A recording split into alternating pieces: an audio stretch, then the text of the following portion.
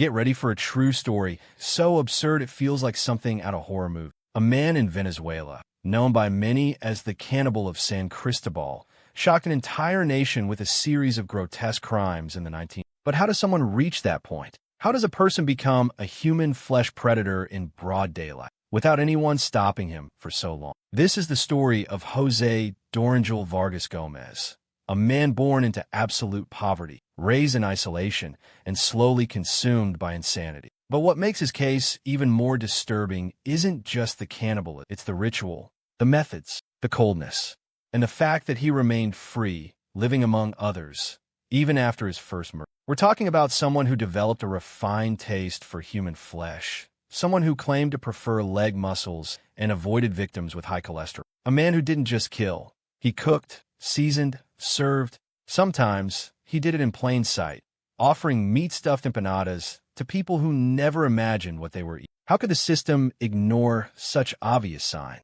Why was he released even after confessing to such brutal crimes?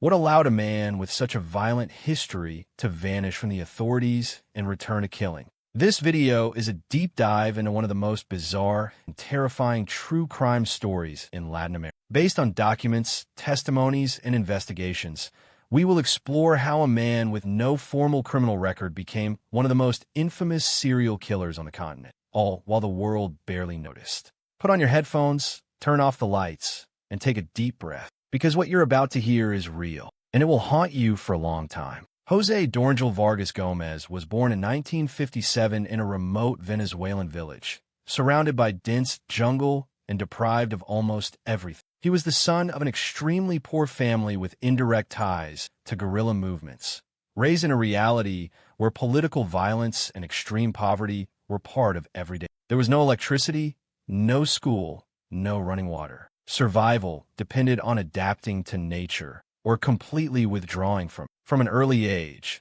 José showed behaviors unlike other children. He was withdrawn, restless, and avoided prolonged human contact. While other kids played together, he preferred to wander through the forest alone for hours. When he returned, he often carried dead animals, bloodied branches, or a distant look that unsettled anyone who knew. There are reports that he collected animal bones. Some say he even built a sort of altar behind the shack where he lived with his family. By the age of 10, he was already known in the region as El Niño Raro, the strange boy, and that stigma followed him throughout his childhood. The extreme poverty his family lived in didn't allow them to seek help. And at the time, mental health was a distant concept, practically non-existent in rural Venezuela. His parents, hardened by life, saw their son's behavior as mere eccentricities. Over time, the signs of imbalance intensified. As a teenager, neighbors claimed to have seen him eat live animals, pluck feathers from chickens with his teeth, and drink frog blood. One elderly woman reported seeing José laughing to himself, covered in mud, holding the head of a cat he had. Despite clear signs that something was wrong, no action was taken. Local police were negligent, and social services were nearly non-existent. The community grew used to ignoring him, crossing the street when he passed by, pretending he didn't exist. And so, for nearly 2 decades, a deeply disturbed young man grew up on the fringes of society, far from any support, far from any intervention. A silent monster was forming, and no one had the courage to stop him. José's habits slowly went from eccentric to deeply disturbing. He no longer just killed animals. He ate them raw, still bleeding, and seemed to delight in it. What might seem like extreme hunger to others, in José became a ritual. He would sit silently, holding the slaughtered animal, tearing off pieces with his teeth as if in a trance. To the few who crossed his path, José was now more than strange. He was dangerous. But still, the authorities didn't see him. He was just crazy, some said, a harmless lunatic. But the truth was different.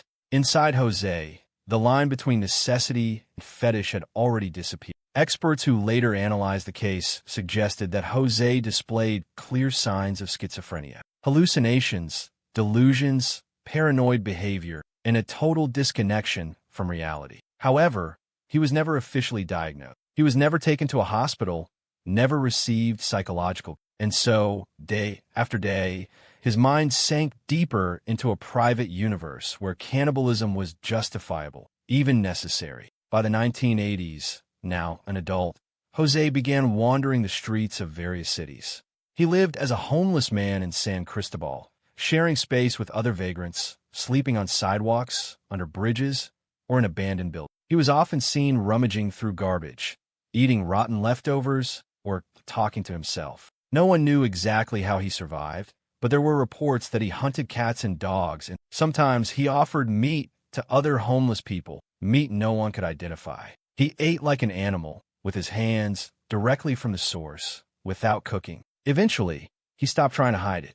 He seemed proud, even satisfied. The combination of abandonment, severe mental illness, and a complete lack of care created the perfect conditions for something worse. José was no longer just a disturbed man. He was a ticking time bomb, and everything pointed to an inevitable explosion. In 1995, what had once been merely strange and disturbing became monstrous. José committed his first known murder. The victim was Baltazar Marinho, another homeless man with whom José had formed a tenuous bond. The details of the crime are horrifying. According to witnesses and later investigations, Baltazar was killed during the night with repeated blows to. José dragged the body to a secluded spot under the bridge where he lived and began one of the most grotesque acts in Venezuela's criminal history. He dismembered Baltazar and consumed parts of his body, heart, liver, kidneys, all prepared and eaten over several days. The most shocking part is that he treated the act with an almost ritualistic calm. There was no rush, no attempt to. José simply continued his routine as if nothing had happened, sleeping near the body, which he covered with cloth, and some parts were buried. Others were offered to fellow homeless people, disguised as regular men, and no one suspected a thing. But someone was watching. Antonio Guerrero, another homeless man, witnessed part of the crime and went to the police. He described José as a possessed man and detailed what he saw: blood, bones, and the body being handled with bare hands. But to the authorities, it all sounded like madness. One homeless man accusing another? Not credible. The police ignored the warning, and for days, nothing was done. Only when José was found with fresh human remains did the authorities grasp the horror that had taken place. Baltazar's body was already decomposing, but recognizable. When confronted, José showed no fear or remorse. He simply said he wasn't using it anymore. The coldness of that response shocked the officers the most. It was as if killing and eating someone was trivial to him. And in fact, to José, it wasn't a crime. It was just food. After his arrest in 1995, José was taken to a psychiatric hospital. A medical report diagnosed him with paranoid schizophrenia, leading authorities to declare him legally insane. He was not tried or formally prosecuted. Instead, he was admitted to a low-security psychiatric ward, where he received medication and occasional monitoring. For 2 years, José lived under medical care, but he consistently resisted treatment. He would sometimes refuse medication, become agitated, and enter silent episodes lasting for days. Nurses reported his behavior as highly unpredictable, sometimes calm and cooperative, other times aggressive and prone to sudden outbursts. Even so, in 1997, José was released.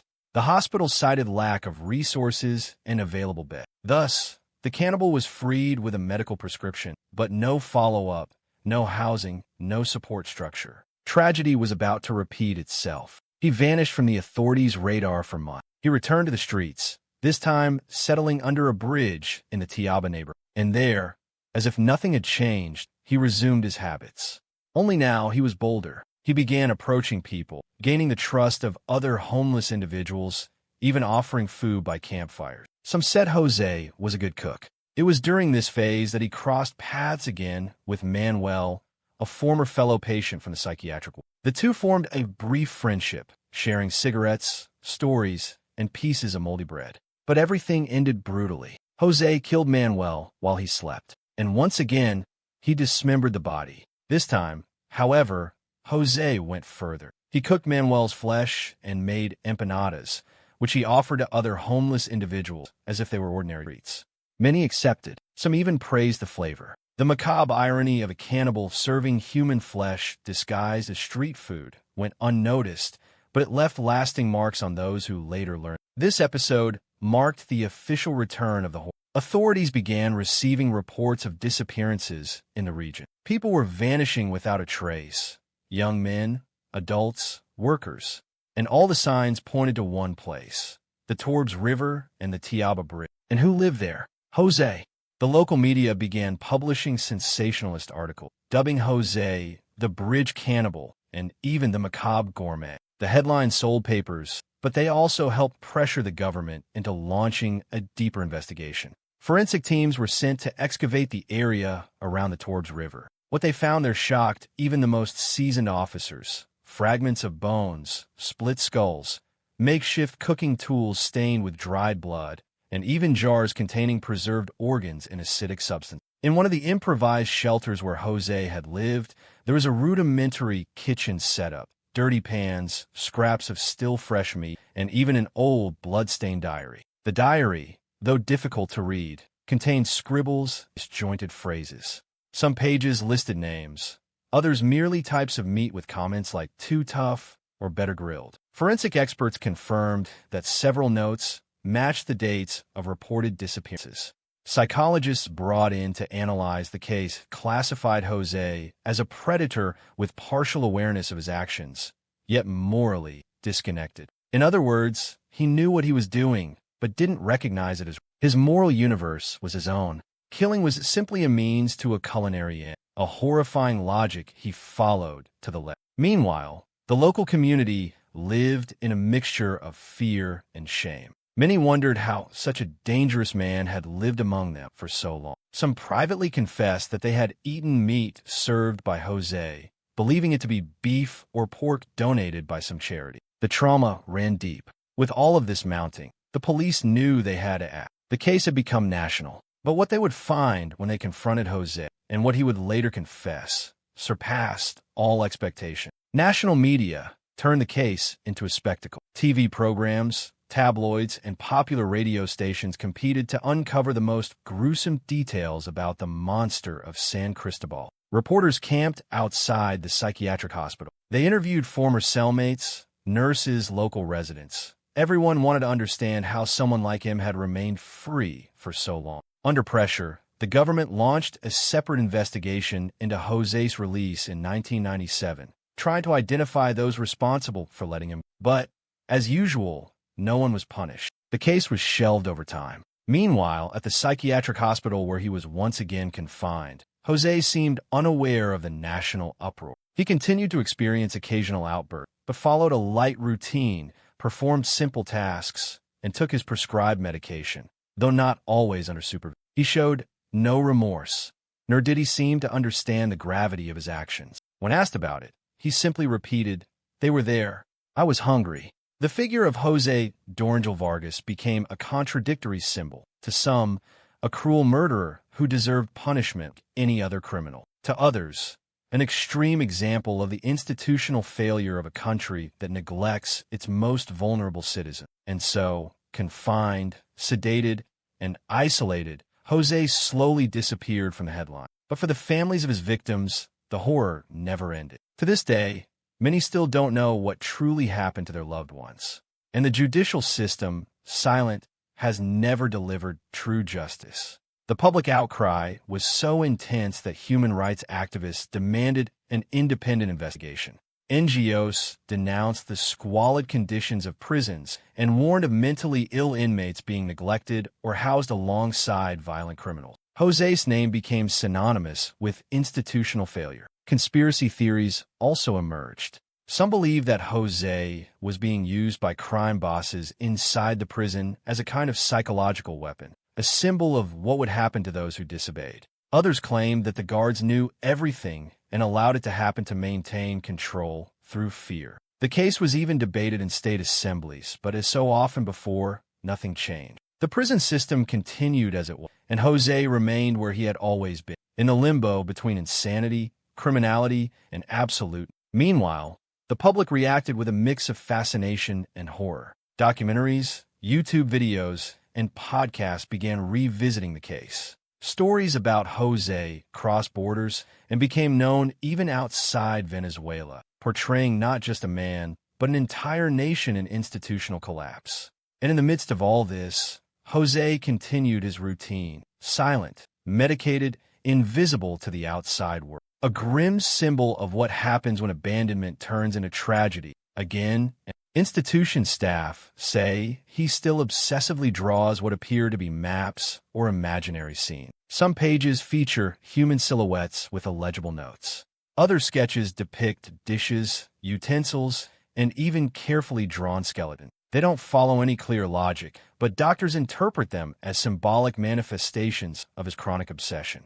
Despite all this, he shows no signs of aggression. The violence that marked his story seems to lie dormant beneath layers of medication and years of isolation. Still, he remains under surveillance, not because he's an immediate threat, but because of what he represents in the public imagination. The Venezuelan justice system, bankrupt and sluggish, avoids reopening the case. There are no resources, no political will. And since Jose is no longer part of society, there's no public pressure for alternatives. He is, in practice, a legal ghost, never tried, never sentenced, but indefinitely confined. Experts argue that cases like José'S reveal a collapse in both ethics and functionality. A society that offers neither treatment nor justice, only oblivion. For criminologists, he is a living case file, a real example of what can happen when severe mental disorders are ignored for decades. But perhaps the greatest tragedy is the silence. Today, José's name rarely appears in headlines. Venezuela faces other crises, and he's no longer a priority. Yet for those who know his story, he remains a disturbing reminder. Madness, when ignored, doesn't go away. It just moves cells. The story of José Dorángel Vargas is a raw portrait of what happens when negligence becomes tragedy. More than a cannibal, he is a grim symbol of the collapse of a system, social, legal, and psychiatric, that allowed horrors to unfold for decades without effective. José didn't appear out of nowhere. He was shaped by abandonment, hunger, isolation, and untreated insanity. And even after his first crimes, the system continued to ignore him, release him, forget him. In the end, one question remained. How many other José's are out there, invisible on the streets, locked in stifling cells, or hidden in the forgotten corners of society? How many could be helped before they become tomorrow's horror headline? This is not just a story about crime. It's a warning. A reminder that evil doesn't always wear a mask.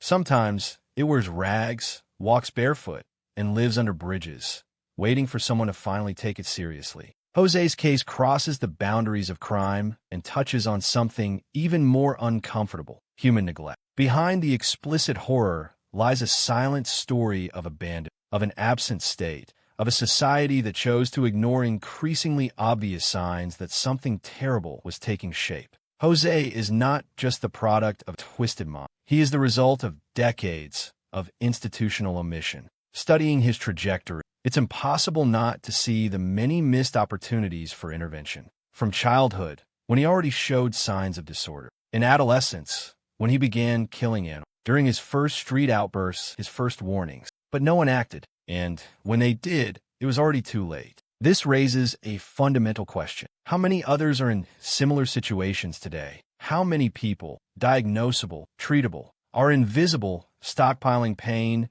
rage, and delusions beneath the veil of marginalization? José became a cannibal, yes.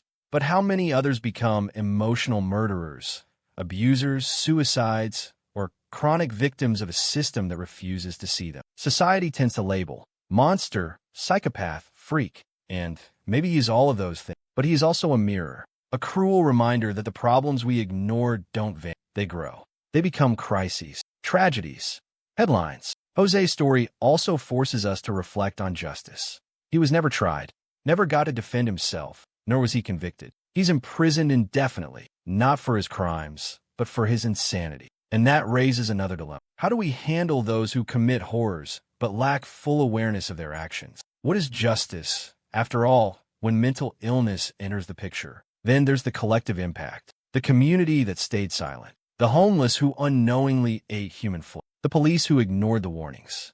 All of them, in a way, are part of this story. And all of them were victims, too, of neglect, of fear, of a broken system. Cases like José's happen, with different faces and contexts, all over the world. People with histories of trauma, abandonment, mental illness, pushed to the edge of existence, where exclusion is the only constant. When they finally appear, it's as a tragic headline, not as complex human beings. A strong parallel can be drawn with Ed Gein in the U.S., whose background of family abuse, isolation, and mental illness led to crimes so disturbing they inspired characters like Norman Bates and Hannibal Lecter. Or with Issei Sagawa in Japan, who murdered and cannibalized a woman in France, confessed, and yet was released due to legal loopholes, living the rest of his life in freedom while capitalizing on his gruesome fate. These examples show that cannibalism, as extreme as it is, doesn't appear out of thin air.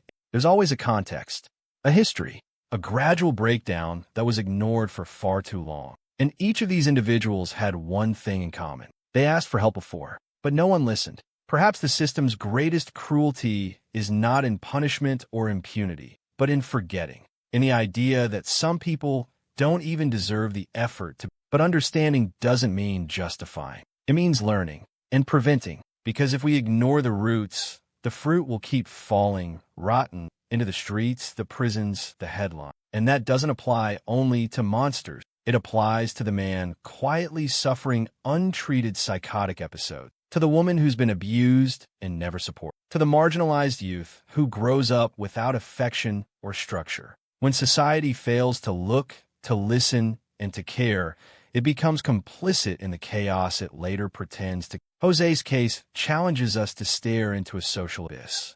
It forces us to ask, what kind of society are we building when care is an exception and abandonment? And the most disturbing part, knowing that as we tell this story, many other José'S are still out there, invisible, solitary, and dangerously ignored. If you found this story important, share it.